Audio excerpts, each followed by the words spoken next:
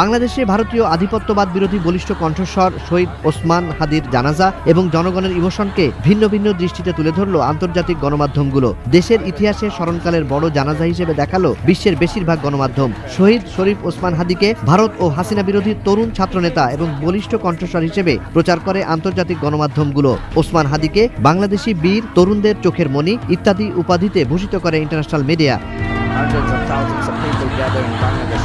পাশাপাশি শরীফ ওসমান হাদি যে কারণে তরুণ বাংলাদেশিদের মনে জায়গা করে নিয়েছে তার ব্যাখ্যা তুলে ধরে তারা। আন্তর্জাতিক গণমাধ্যমের বর্ণনায় ভারত ও হাসিনা বিরোধী আন্দোলনের কারণে বাংলাদেশের জনগণের মাঝে জায়গা করে নিয়েছেন হাদি। শহীদ হাদিকে আন্তর্জাতিক গণমাধ্যমে উচ্চ মর্যাদা দিয়ে প্রচার করা হয়। জাতীয় কবি কাজী নজরুল ইসলামের কবরের পাশে তার দাফনের খবর প্রচারের মাধ্যমে হাদির বিপ্লবী বৈশিষ্ট্যকে তুলনা করা হয় জাতীয় কবির বিশেষ বৈশিষ্ট্যের সাথে।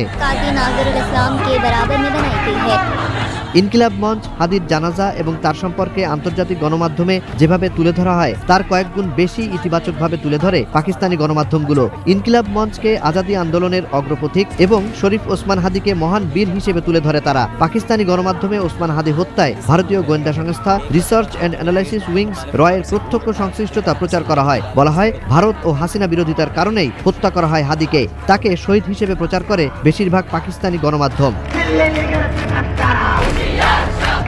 দৃষ্টি আকর্ষণ এবং ইন্টারেস্টিং বিষয় হচ্ছে পাকিস্তানি এবং আন্তর্জাতিক গণমাধ্যমে প্রকাশিত সংবাদে কমেন্টকারীরাও ছিলেন আরও এক ধাপ এগিয়ে। তারা ওসমান হাদিকে তাদের ভাই এবং বাংলাদেশকে তাদের ভাইয়ের দেশ হিসেবে কমেন্টে তুলে ধরে। অনেক কমেন্টে ভারতীয় আধিপত্যের বিরুদ্ধে বাংলাদেশের জনগণের পাশে ভাই হিসেবে তারা দাঁড়াবে বলেও জানায়। উল্লেখ করা হয় দুই ভাই মিলে ভারতীয় আধিপত্য মোকাবিলার। भारत और मोदी सरकार के खिलाफ भी शदीद नारेबाजी हुई। এদিকে শহীদ শরীফ ওসমান হাদির জানাজা এবং ইনকিলাব মঞ্চের আন্দোলনকে সম্পূর্ণ বিপরীতভাবে তুলে ধরতে দেখা যায় ভারতীয় গণমাধ্যমগুলোতে।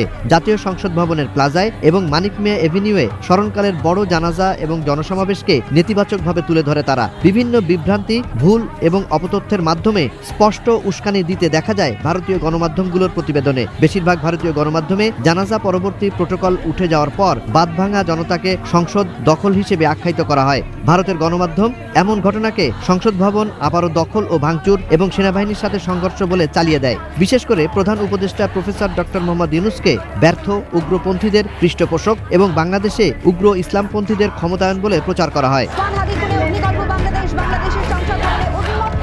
অনেক ভারতীয় গণমাধ্যম শহীদ ওসমান বিন হাদির খুনি স্মরণকালের জানাজা নিয়ে নিউজ করে দায়সারা, বরং এর তুলনায় সহিংসতা এবং সংখ্যালঘু আক্রান্তের ইস্যু নিয়ে বিভিন্ন আজগুবি নিউজ করে তারা। যেমন বাংলাদেশের প্রত্যন্ত অঞ্চলের ছোটখাটো সহিংসতার নিউজ ফুলিয়ে ফাঁপিয়ে বড় করে এবং দীর্ঘ সময় ধরে প্রচারের মাধ্যমে হাদির নিউজকে গুরুত্বহীন করতে দেখা যায়। কিছু কিছু গণমাধ্যমে তো রীতিমতো যুদ্ধের প্রস্তুতি নেয়ার খবরও দেয়, অর্থাৎ আন্তর্জাতিক দরবারে বাংলাদেশকে ব্যর্থ এবং সন্ত্রাসবাদীদের অভয়ারণ্য বলে প্রতিষ্ঠার চেষ্টা করতে দেখা যায় ভারতীয় গণমাধ্যমগুলোর নিউজে।